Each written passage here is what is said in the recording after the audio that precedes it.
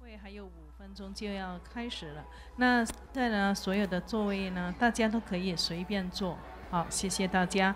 在读书会开始的时候呢，请大家也像往常一样保持安静，谢谢。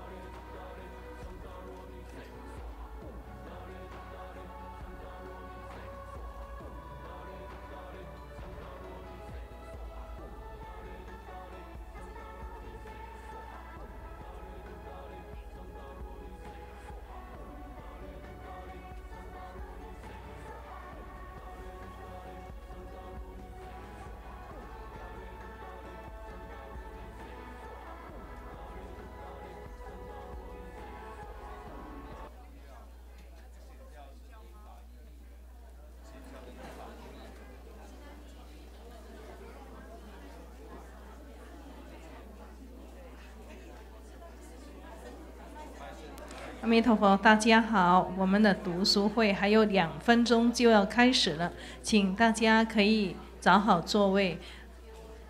现在所有的座位都可以随便坐，谢谢。请大家记得保持安静，在我们读书会开始的时候，请大家保持安静，谢谢大家的合作。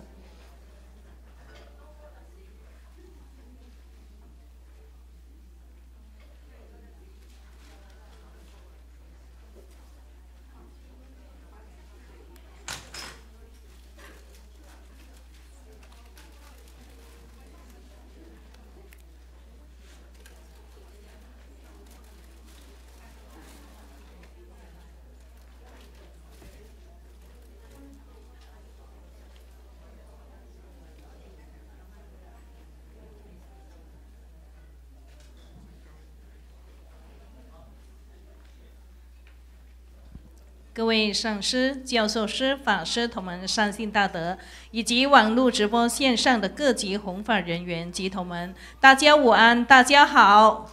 欢迎大家再次来参加书墨传世间读书会。今天我们读书会为大家邀请到金刚雷藏寺莲者上师来与大家分享师尊的文集第158册《孤灯下的思维》。让我们以热烈的掌声欢迎莲者上师。现在我们先请真佛波业藏基金会的代表献上供养，以表诚挚的谢意。谢谢上师。接下来，我们一起来聆听莲者上师的导读。Before we begin, let's pay homage to His Holiness, World Guru Grandmaster, Living Buddha蓮生, all lineage masters. Homage to all the Buddhas, Bodhisattvas, and Dharma protectors, past, present, and future, in all the 10 directions, and pay homage to the Triple Jewels, Buddha, Dharma, and Sangha. Here I pray for the empowerment from His Holiness today, so I can share His teachings with good, virtuous intention. May all sentient beings benefit from the ocean of wisdom, from the teaching of His Holiness, World Guru Grandmaster, Living Buddha蓮生. His Holiness Grandmaster, Simu, all masters, reverends, senior reverends, Dharma instructors, Dharma assistants, directors of the temples and chapters, honored guests, and all the disciples here and those who are watching via internet. Good afternoon. Greetings, Tashidare. I'm here to share the book of number 158, The Contemplation Under the Lonesome Light, with you today. Let's begin to explore together the wisdom of His Holiness by examining the book. This book is written sometimes between 2001 and 2002. It was the time when Grandmaster is in retreat. There are 88 chapters in this book. Each chapter has a merit and has precious teaching in itself. And because of the 40 plus minutes that I'm sharing with you today, now let's look at the chapters which I believe we can learn from each other for the teachings and are very helpful to apply in our daily lives. Before I read the following chapters, let us review the fundamental Buddhist teaching in general. There are 5 major precepts in Buddhist teachings. 1. Refrain from killing. One must be compassionate towards all beings and refrain from killings, as well as other living beings, as killing ourselves. A further manifestation of this commitment is to work for the freedom of captive animals. 2. Refraining from taking intoxicants, alcohol or illegal drugs. This means one must not become drunk or lose one's composure due to any illegal drugs or intoxicants. Number 3. Refrain from committing adultery. All sexual relationships are considered illicit, except those between husband and wife. Number 4. Refrain from engaging in double talk and gossip, slander. One must not tattle or make mischief with one's speech. To slander righteous people or the Dharma will result in the accumulation of unwholesome act of speech karma. Number 5. Refrain from stealing. He or she must not take anything that does not belong to him or her. Now let's look at the preface, the chapter, the beginning of all the books. Preface, inner essence of life. Here we see Grandmaster have written a story in which he was in retreat. He passed along looking of his old inhabitants in Taiwan and realized that he remembered one of his doctor friends, and he wants to make a trip to visit them.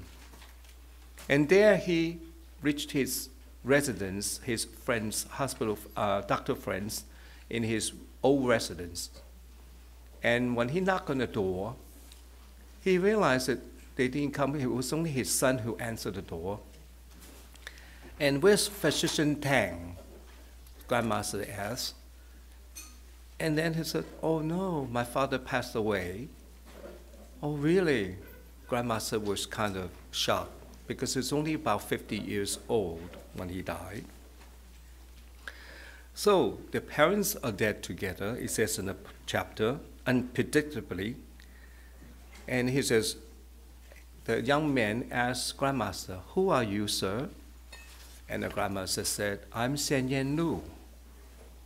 Oh, his son replied, I remember when my father mentioned about you. He said, you went to the USA. At that time, we were very young, and we didn't know you, sir. And then he continued Grandmaster's books. And he was contemplating the impermanence of his friends. So at the end of the story, in the preface, he says, what if I leave this world? What happens? Then Grandmaster mentioned, disciples can answer this way. Grandmaster have left behind a pile of books, and the books contain many inner essence of life. The reason, remember, the situation is Grandmaster was in retreat, so not too many people were seeing him, so he has to write these books to connect with the students so that he have some hope and also the teaching itself continuously. So the lesson here is to remind us that time is limited and we should learn the teaching as soon as possible. Let's look at chapter 3, boredom. I know we are bored. Sometimes we are bored with life, we're bored of the eating, or bored of eating the same meal every day. So the chapter 3 has mentioned Grandmaster. Let's look at this book, this chapter. One of the disciples mentioned to Grandmaster, Grandmaster, I'm bored. And then the book says, he complains about being bored every day. He goes to school is boring, go to job is boring, having a career is boring, getting married and then having children are the most boring. And the Grandmaster says, you know, life is boring too, even cultivating. A lot of people said to Grandmaster, we repeat the practice every day. We got bored with the practice. Grandmasters have written that about that too. And then says, life is boring. Why live? It is a pity to die. Why is it a pity? Let's look at that chapter here. It says, Grandmaster explained further. The most important, says Grandmaster said, it dawned on Grandmaster, the sun and moon and the stars are always there. The mountains, the water, the grass all exist with a meaning. We exist with a meaning too. Everything in this world has a reason for existence. If people want to live a life without boredom, they must see the things behind the things they see. You see, hear the sounds beyond the sounds they hear. That's why we cultivate. That's why we practice. So, for example, the Grandmaster, and I underline this, the most important point, is that the discovery that life is boring will lead us to the diligent and zealous experience of life. Change your life a little bit. Meaningful. When life is finally understood, one will drive deeper into cultivation. One will be able to walk out this prison of boredom because one has superseded the ordinary to enter the holy stream. Thereby, holy stream means the consciousness of the universe, I think Grandmaster meant. So, speaking of prison or boredom, let's look at chapter 22. Chapter 22, the title is Earth is a Prison. We are here for a reason. I remember sometimes Grandmaster have mentioned, we're here to pay back. We're here to live to pay back the debt that we have accumulated from previous lives. So here in this chapter 22, it's mentioned earth is a prison. Somebody once said, earth is a mental institution in the universe. Whoever has an unstable mental disposition is sent to earth. So we are here, so let's ponder that for a minute. Therefore, countries on earth are mentally unstable. People are mentally unstable. And societies are mentally unstable, too. According to the analysis of psychologists and psychotherapies, just about everyone has mental obstructions in one form or another. But the symptoms are not prominent in most people. Some people feel oppressed. Some are depressed. Some doesn't talk about it. And some are impatient. And some are emotionally unstable. In fact, there's some basis to calling the earth the biggest mental institution. This is an era of unhappiness. The young, the middle-aged, the old are all depressed and worried. They all have emotional problems. Everyone's body, mind, and soul are in trouble. In Grandma's book says, in my opinion, I consider the earth a prison of the universe. Anyone with karma is sent to earth for punishment or payback. Coming this world is to experience suffering, birth, aging, sickness, eventually death, separating and separation from loved ones, meeting with the hateful, yearning for someone or something, and the 5 aggregates. This human planet has the most worries and has most impermanence, and is the least happy, the filthiest, and the darkest places. Just think for a moment. The realms of hell, hungry ghosts, and animals are called the 3 lower paths. And on this human planet, we see that hospitals are basically hell. Some are living in hell, like hungry ghosts, and some of them are living very unhappy. And only way to do that, according to the Siddhigarbha Sutra, the deeds and thoughts of sentient beings of our world constantly cause transgressions and create a negative karma and sins. Every thought, every action has a karma.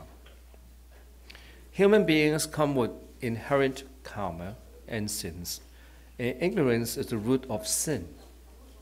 The person with bad karma will be punished.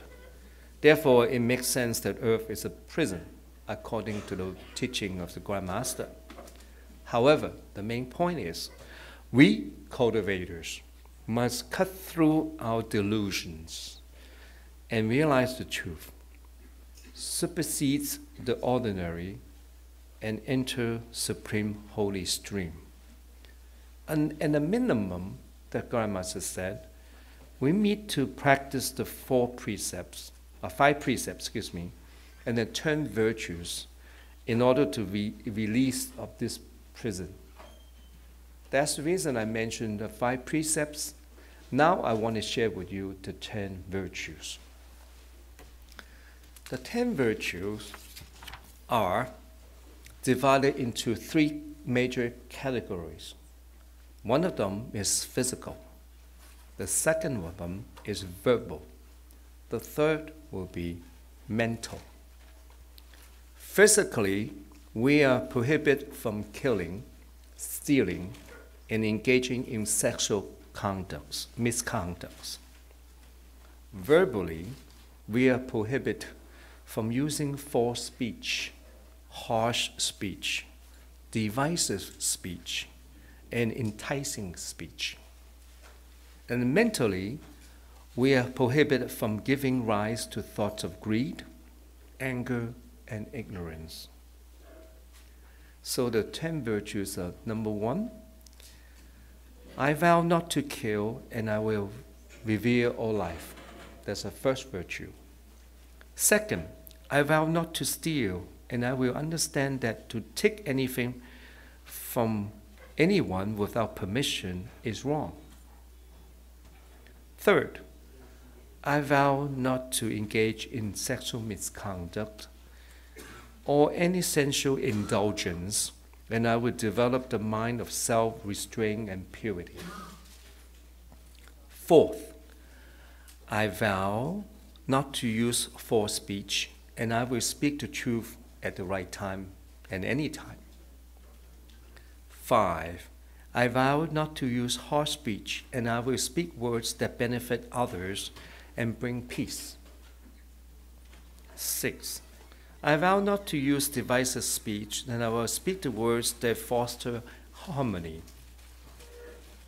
7, I vow not to use enticing speech, and I will speak sincerely and truthfully. 8, I vow to refrain from greed, and I will open my heart and be generous. 9, I vow to refrain from anger, and I will see the suffering of others and practice patience. 10, I vow to refrain from ignorance, and I will calm my mind to uncover my wisdom. So by practicing 10 virtues, we can escape from this earth as a prison. My Grandmaster have also taught us the true Buddha sadhana. So not only we can leave this prison earth, but we can also merge with the Buddha. That's why we ask, Grandmas have asked us to practice every day, not to be imprisoned, to free from any harms, free from any mental blockage, free from any kinds of karma. Because the true Buddha sadhana will help us to become one with the Holy Stream, to merge with the Buddha. The mudra, visualization, yantra, and then the mantra would be the mouth, the speech purification, the mental purification, and then the mudra, physical purification.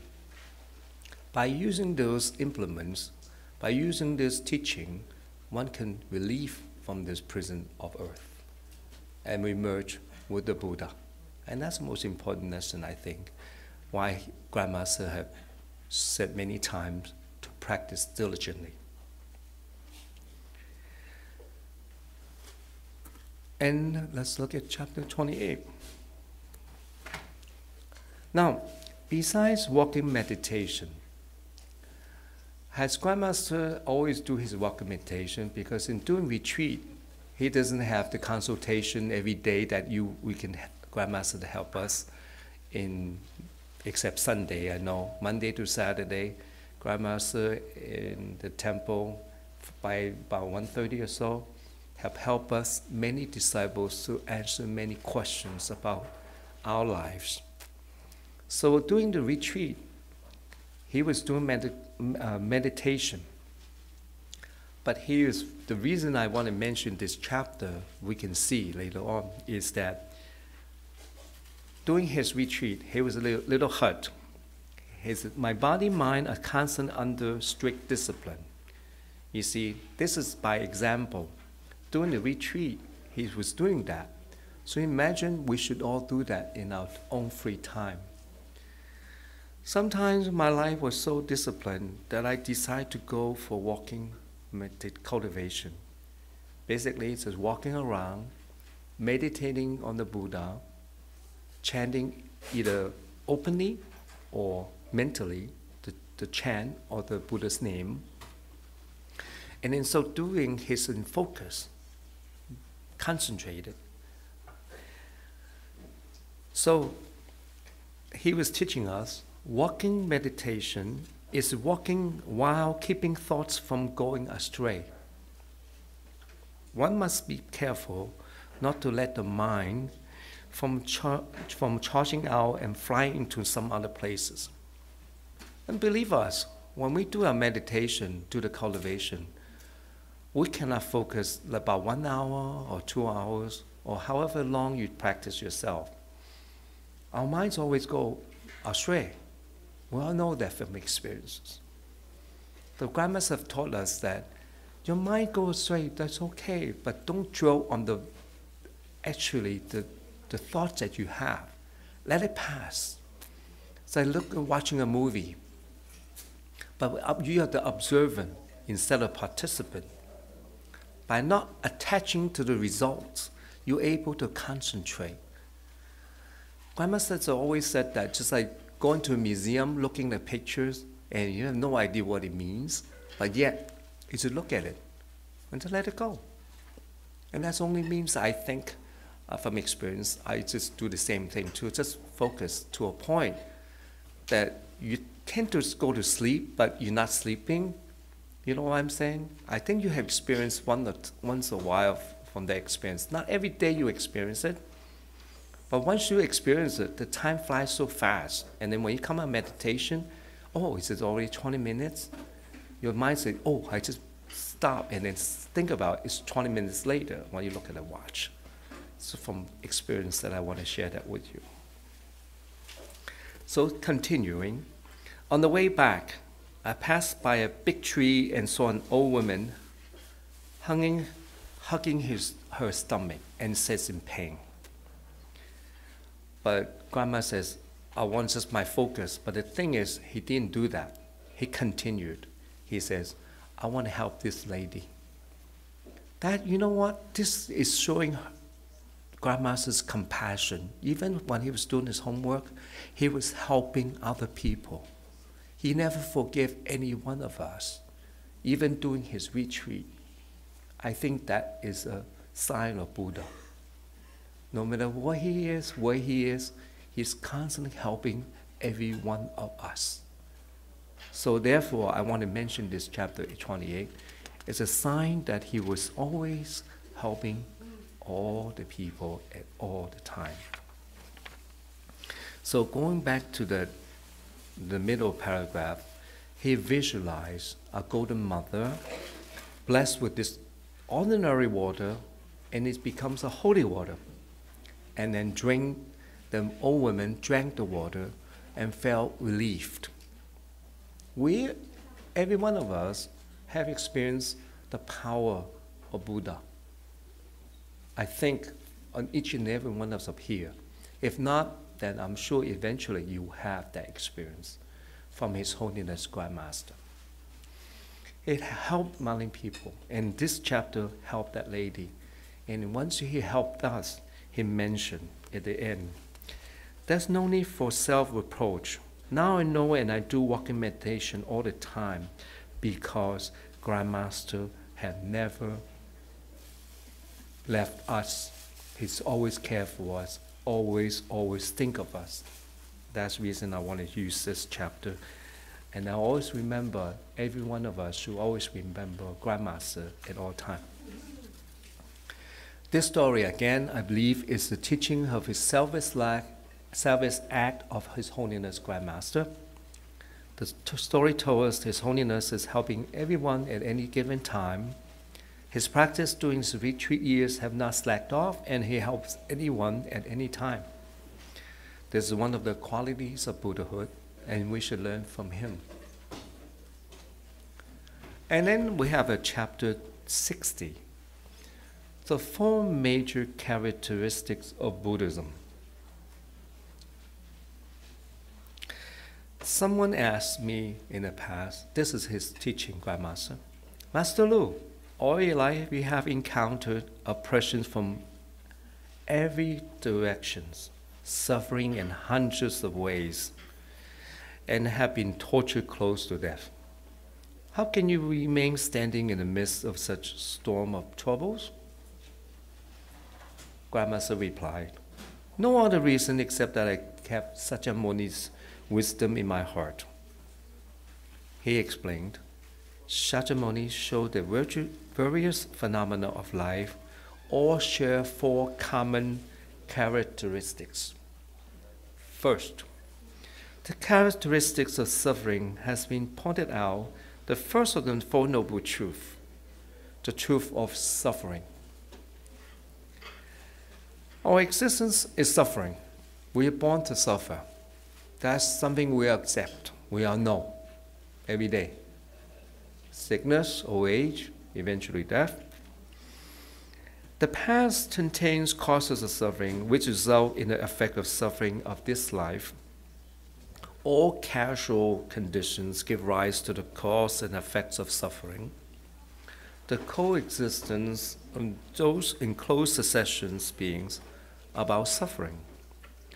Consequently, suffering is a normal occurrence of life. We all accept that. The second characteristic is the emptiness, according to Ten Thai sect. The truth of emptiness.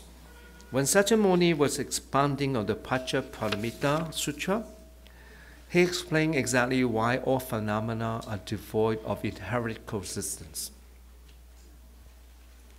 All phenomena are devoid of substantial attributes. Therefore, the truth of emptiness is the door of liberation. Because of emptiness, we are able to liberate ourselves from suffering. Consider all suffering to be nothing but emptiness. The third characteristic is impermanence. There are two kinds of impermanence. The impermanence of thoughts and the impermanence of continuity. The impermanence of thoughts means that Dharma would intend produce continuously arising and ceasings of thoughts. That's the reason we always remember when we do meditation, our thoughts rise and our thoughts cease to exist. That's impermanence in a way. So when we do meditation, we think of impermanence. And then by letting go, we're able to get. I know it kind of sounds paradox, but there's only way to do so. The impermanence of continuity means that after a period of time, all phenomena ultimately ended. It ends. Worries and sufferings which mutate back and forth in a dance of impermanence eventually dissolve. Fourth, the characteristics of egolessness or egoness. All phenomena devoid of self. When you have all the suffering because of self, my car get damaged, my house is broken up, my body is aching, my, it's all broken up. That's it characteristics of ego. By egoness means no self, you're able to attach the suffering. So one of the Dharma views of Sakyamuni's teaching is egoless. There's absolutely no true self. Who are you? Who am I? If my thoughts is egoless, then I forget about myself. I'm able to liberate myself from all worries and pain. Because worries and pain are formless and lack attributes, since I contemplated on those four major characteristics. That's now. He says, I meditate on it. I contemplate on it. That's the reason this book is Contemplation and the Lonely Light. I remain steady. I remain balanced. I remain in oneself. The true Buddha teaching. Attain the wisdom of Buddhahood. I conquer nothing but my own worries and suffering. That's the reason I live for the moment. Having attained wisdom, nothing matters anymore. I know it's easy said than done, but sometimes when you really work on your own salvation, you have to really know what to do by learning from the teaching of His Holiness, Grandmaster. Apply that every day in your life, and you live in a happier person. I think so. It helped me. Now, go to chapter 6. Some more time. The thought of suicide.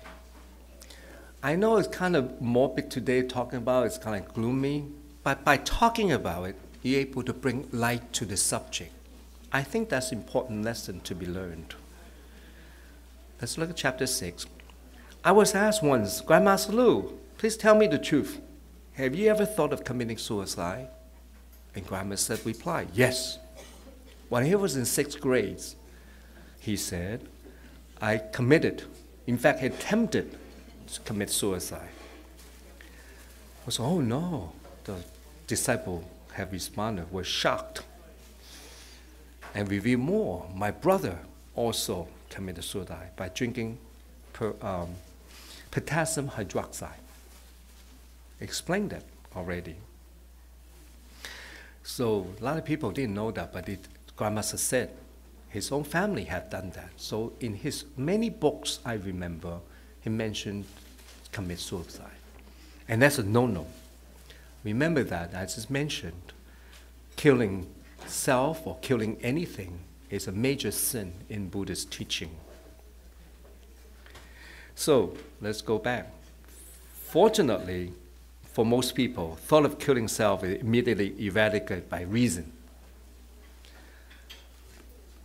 And then Grandmaster mentioned again, for the Buddhist teaching, after a suicide, go to that phrase, it's very hard for the soul to be delivered because it violates the first and the 5 precepts. Abstaining from killing, which results in very heavy negative karma. Even if these souls are able to cleanse all the karma and reincarnate as human beings, they either became handicapped with blindness, deafness, or mental problems, and they become people with incomplete brains, hands, legs, and people live in immense pain. So let's not do that in the future, or even for that, even think about it. So the advice Grandmaster mentioned, the Buddha taught us the parameter of tolerance. After practicing tolerance, you can reach the other shore. If you die, not even hope remains. So therefore, it is wise not to do that. The lesson of this chapter is to remind us there's hope and happiness down the road. For everyone who's been bullied by his or her peers, simply because you are different, or for anyone else who feels that it's the end of the world, please seek counselor and seek professional help. There are hotlines in the internet, and there are schools and government services which are readily available to anyone who's seeking help. Don't hesitate to ask. This is your life. Own it. Enjoy it. In summary, I choose this book to share with you because there are much information regarding the teaching Buddha and His Holiness. I would like to take this opportunity to thank Grandmaster for accepting me as his disciple. If I hadn't taken refuge, I would be lost, not even happy. I'm not able to follow the spiritual steps of Buddhahood, about truth, about life in general. I'm so happy every day in the 25 years I've been taking refuge in His Holiness Grandmaster. And to whoever is out there who has not been taking refuge, do it soon. Do it right away. You will forever be happy and to make this decision. I give thanks to His Holiness, lineage masters, Golden Mother, all Buddhists, Bodhisattvas, and Dharma protectors everywhere in the past, present, and future for the continuing blessing. I give thanks to whoever offer me donations, moral support, advice, and all kinds of help. positive or negative, in my spiritual path. I give thanks to all the volunteers who have made this today's Sharing His Holiness books 150 feet possible. Please support www.tbboyeh.org by volunteering and by donation. May all merits be dedicated to His Holiness Grand Master for his continuous staying in this Sahara role forever, turning the Dharma wheel continuously, and live with great health and longevity. Om Guru蓮生法王， Om Mani Padme Hum. Thank you, everyone. 非常感谢莲者上师与我们分享师尊的文集的精彩要义，让我们再次以热烈的掌声感谢莲者上师，我们也以热烈的掌声感谢大家的护持。下个星期天，同样的时间1点半到2点10分，我们将请莲满上师来与大家分享师尊的文集第252册《三摩地的玄机》。欢迎大家踊跃护持参加，谢谢大家，弥陀佛。